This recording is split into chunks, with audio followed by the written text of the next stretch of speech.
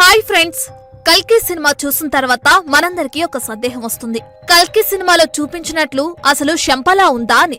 ఒకవేళ శంపలా నగరం అనేదుంటే అదెక్కడుంది, ఎలా ఉంటుంది, అక్కడెవరుంటారు అని చాలా సందేహాలు మనందరికీ రావటం సహజం. శంబలా నగరం గురించి మన పురాణాలేం చెబుతున్నాయి? ఆ నగరాన్ని ఎవరైనా చూసినట్లుగా చరిత్రలో సాక్ష్యాలున్నాయా? మొదలైన సమాచారమంతా ఇప్పుడు తెలుసుకుందాం. బాహ్య ప్రపంచానికి తెలియని లోకం ఒకటి హిమాలయాలలో ఉంది. దాని పేరే శంపల. శాంతి ప్రదేశం లేదా నిశ్శబ్ద ప్రదేశం అని అర్థం వచ్చే సంస్కృత పదం శంపల.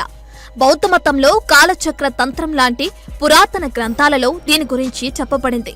వీరు శంపలా భూమిని 1000 పేర్లతో పిలుస్తారు. ఫర్బిడెడ్ ల్యాండ్ అని, land of white waters, land of the living gods మరియు ల్యాండ్ ఆఫ్ వండర్స్ అని పిలుస్తారు. హిందువులు దీనిని ఆర్యవర్త అంటే విలువైన వారి భూమి అని పిలుస్తారు. చైనీయులు దీనిని షాంగ్రీలా అని పిలుస్తారు. అలాగే రష్యన్లు దీనిని బెలోవోల్డే అని పిలుస్తారు. కానీ ఆసియా వారందరూ దీనిని శంపాలా, శంబల లేదా షాంగ్రీలా అని పిలుస్తారు. కొంతమంది యూరోపియన్లు దీనిని హిడెన్ సిటా అంటారు. ఎందుకంటే వందల వేళ్ల మైళ్ల విస్తీర్ణంలో ఉన్న హిమాలయాలలో ఎక్కడో మనుషులు చేరుకోలేని చోట ఆ నగరం ఉంది అని ప్రతీతి. అది అందరికీ కనిపించదు.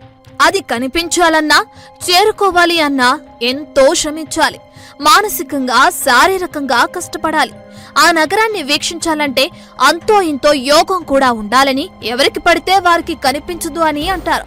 అక్కడ దేవతలు సంచరిస్తారని, ధర్మం 4 పాదాల మీద నడుస్తుందని చెబుతారు.